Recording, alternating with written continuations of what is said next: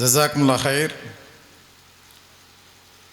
தொழுகையை குறித்து உரையாற்றிய அந்த உரையின் மூலமாக இப்போது ஒரு சிறப்பான நிகழ்ச்சி இங்கே நடைபெற இருக்கிறது.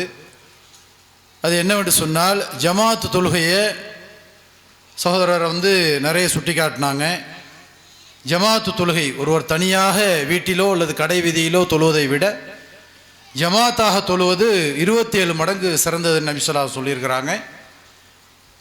யார் ஒருவர் தக்க காரணமின்றி ஜமாத்துக்கு வராமல் வீட்டில் தொழுகிறாரோ அவருடைய வீட்டை தீ வைத்து எரித்துவிட நாடுகிறேன் என்று நபி ஸல்லல்லாஹு அலைஹி வஸல்லம் சொன்னாங்க.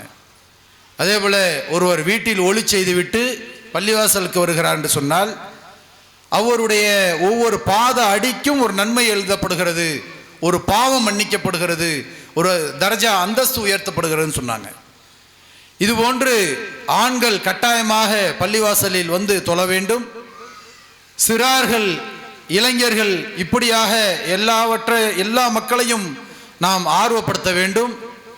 அதனுடைய ஒரு பகுதியாக நம்முடைய ராஜா தெரு மஸ்ஜிதுல் அக்ஸா பள்ளிவாசலுக்கு தொடர்ந்து 3 சகோதரர்கள், ஒரு தாய் பிள்ளைகள் ஃபஜ்ர் தொழுகை உட்பட இமாம் பாங்கு சொல்வதற்கு உள்ளே நுழைகிறார் என்று சொன்னால் அடுத்த நிமிடம் இந்த 3 சகோதரர்களும் உள்ளே வந்து விடுவார்கள்.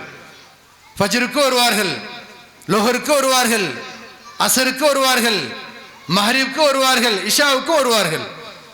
மிகச்சரியாக ஜமாத்தை தவறவிடாமல், 2ஆம் ஜமாத்தில் தொழாமல் மிகச்சரியாக ஜமாத்தை பேணக்கூடிய அந்த 3 சகோதரர்களும் அவர்களுக்கு ஊக்குவிக்கும் விதமாக ஜமாத்து தொழுகையை பற்றி வலியுறுத்திய அந்த மௌலவி அப்துல் ரஹ்மான் எம்ஏசி அவர்கள் அந்த 3 சகோதரர்களுக்கும் ஒரு சிறப்பு பரிசையும் தொழுகை சம்பந்தமான நபி வழியில் தொழுகை சட்டங்கள் என்ற நூலையும் வழங்குவார்கள்.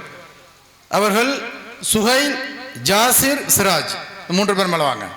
அதற்கும் வழங்கப்படுகிறது.